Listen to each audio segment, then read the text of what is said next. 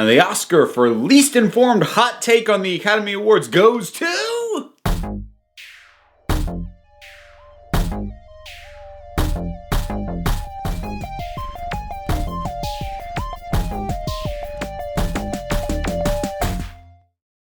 I actually think I'm not that uninformed, but I'm not an insider. But anyways, I did watch the Oscars, and I hadn't thought I was going to make this, but a couple of things happened. One actually being I won my Oscar pool. I picked 16 out of 24 categories. So I'm actually going to be getting a trophy. It's a bit like the Stanley Cup. Every year, whoever wins, you get the trophy. You get to keep it for a year. So I'm gonna have to make space for it when it's ready. So that was cool.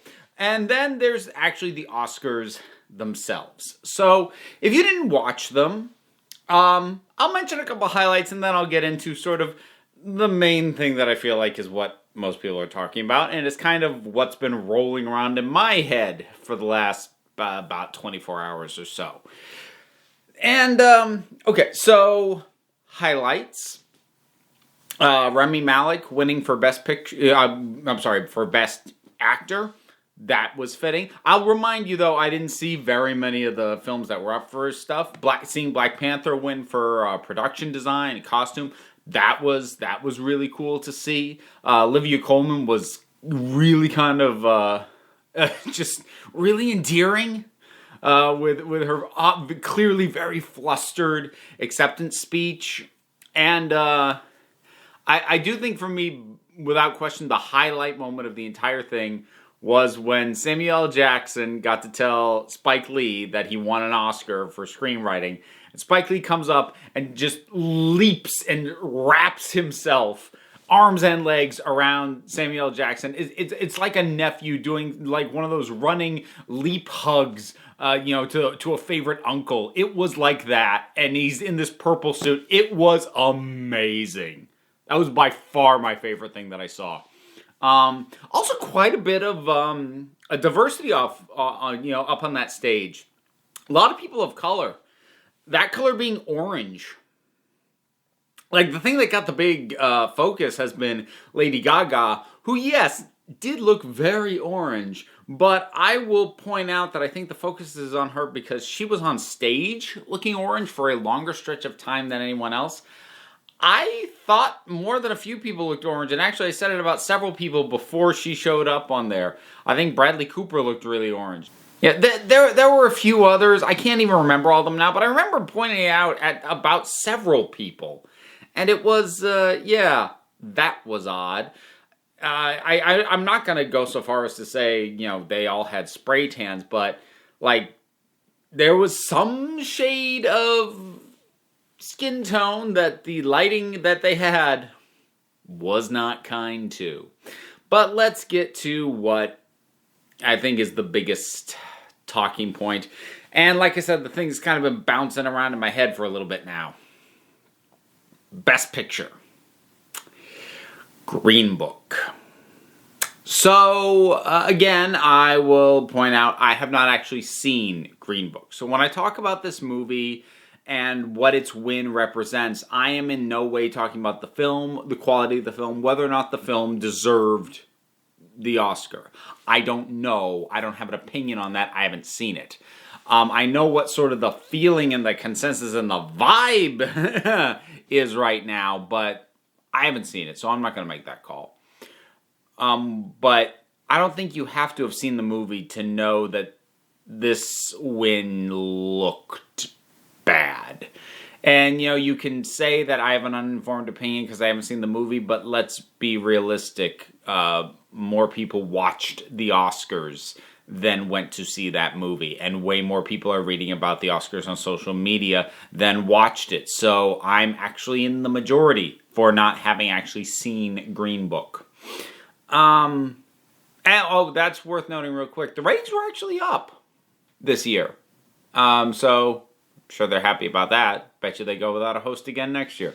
Anyways, okay, so Green Book winning.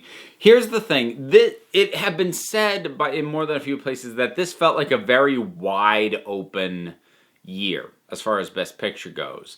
Because there wasn't a clear-cut front-runner, and some of the ones that might have been the front-runner under other circumstances had reasons that were going to make it unlikely for the Academy to select them. So, honestly, in a different year or under different circumstances, I think Roma would have been the shoo-in. Roma was Alfonso Cuarón's new movie. It's available on Netflix. You can watch it. You know, if you have Netflix, you can watch it right away. I haven't. But, you know, it won for cinematography. It won for foreign language film. It won for director. And I think had it been released theatrically, it probably would have won Best Picture. But it was a Netflix release. It didn't get a proper theatrical run. And there are enough voters in the Academy who have a either vested or philosophical interest in preserving the theater-going experience, and they really do dread giving too much legitimacy to streaming.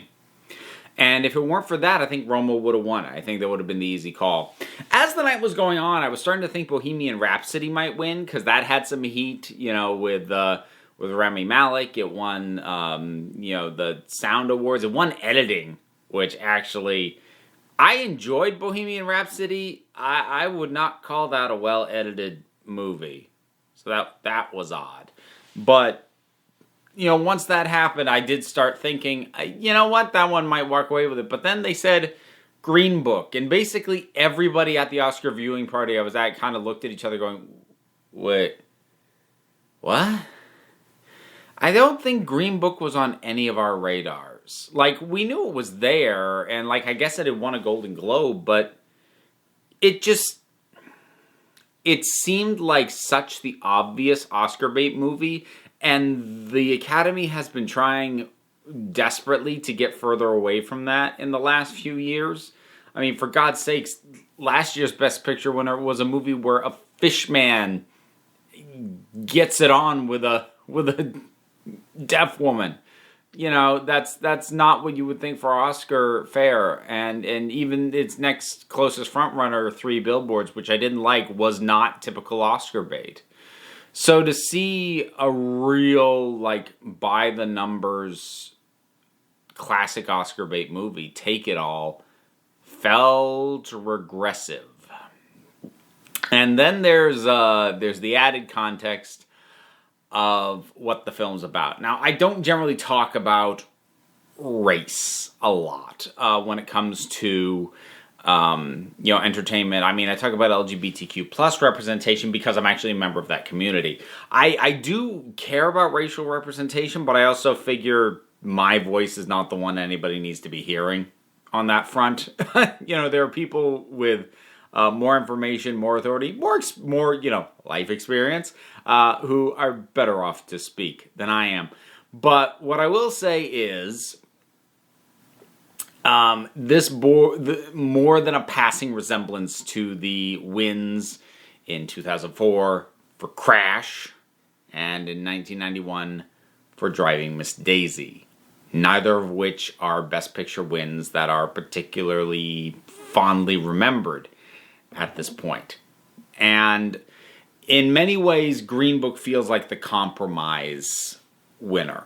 If you don't know how the Academy voting actually works, the voters don't just say, this is Best Picture. They actually get a list of the nominees and they rank them.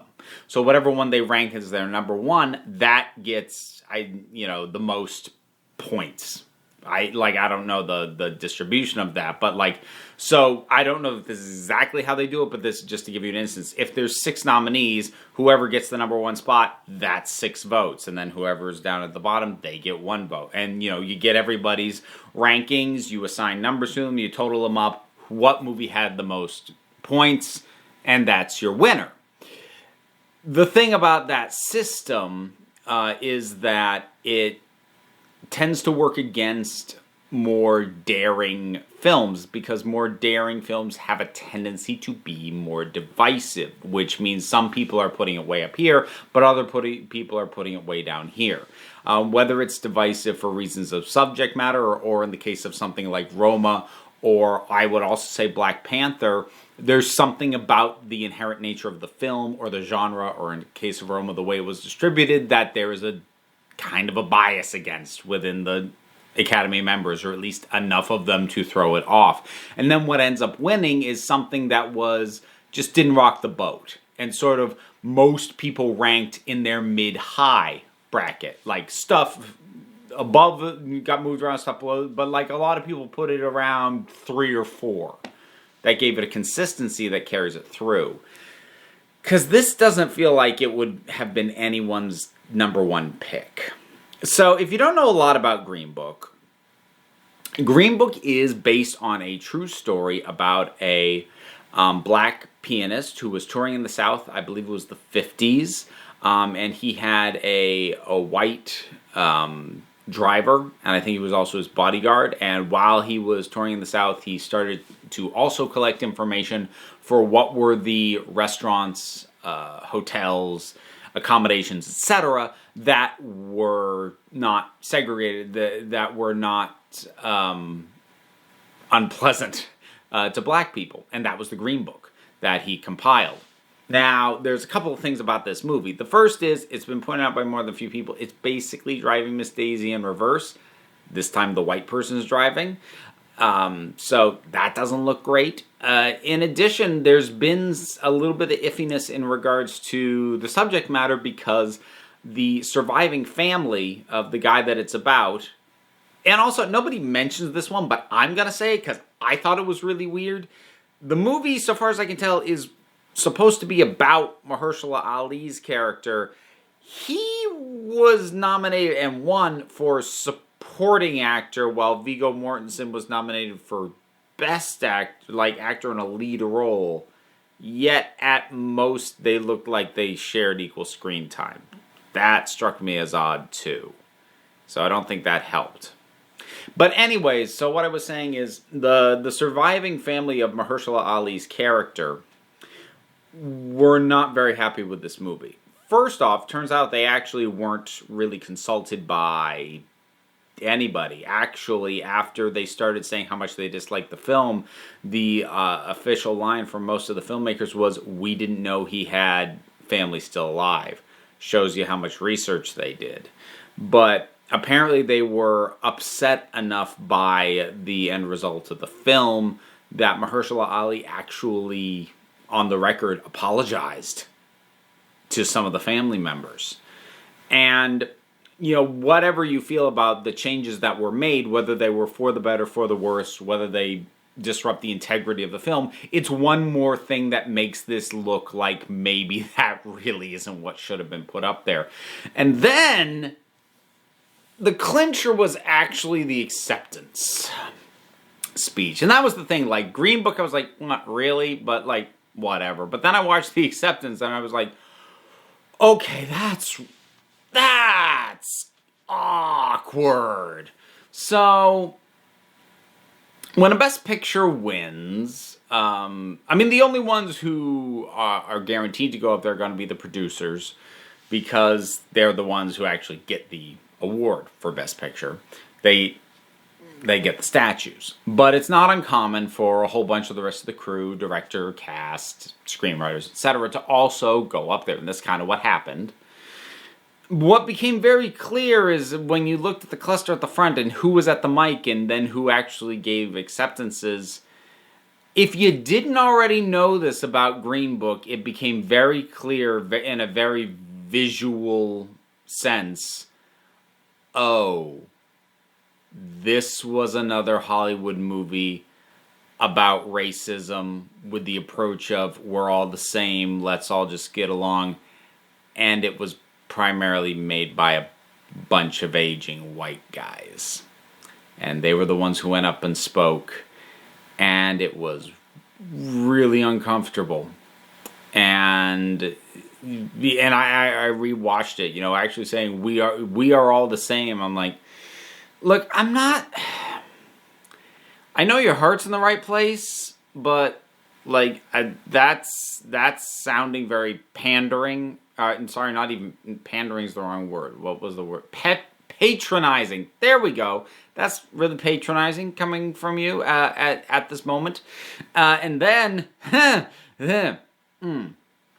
the biggest thank you that was given, and I believe this was the director speaking. This was Peter Farrelly. He gave the biggest thank you to Viggo Mortensen, and didn't just give him the biggest thanks. He said it repeatedly, and he was very emphatic. This movie would not have happened without Viggo Mortensen. Now, from a completely just business, how the budgets and the making of these sorts of films go, I actually am prepared to believe that to be factually true.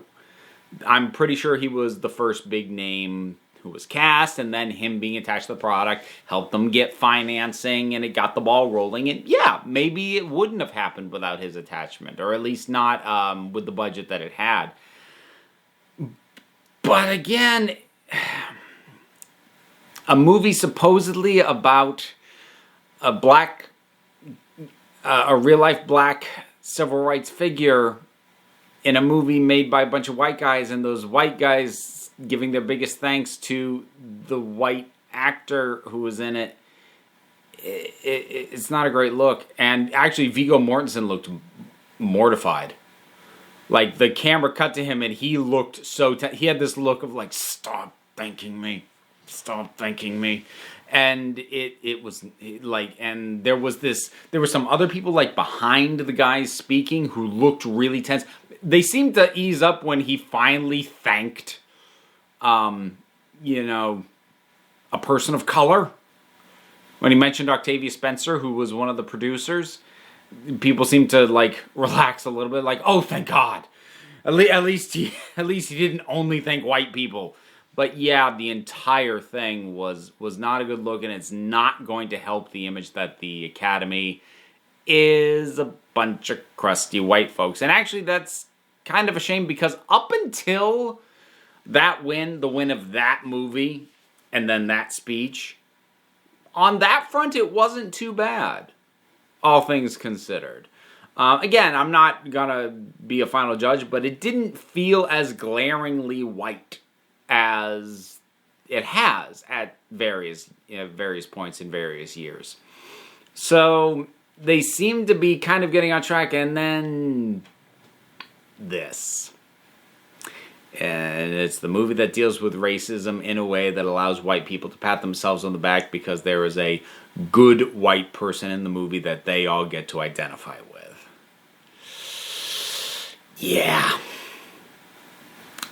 The impression I've gotten from critics that I trust is that as a movie, it's not as bad as Crash was, but it feels very much cut from the same cloth. The Oscars! Did you see them? What did you think about them? If you didn't, what do you think about the results? Whatever your thoughts are, drop something down in the comments. Let's talk about it. Whole bunch of stuff to do. Buttons, links, Patreon, P.O. Box, blah, blah, blah, blah, blah. It's all down in the description. Give it a look or don't. It's totally fine if you don't, because at the end of the day, you're the council. I'm just running the meetings, and until next time, this council is adjourned.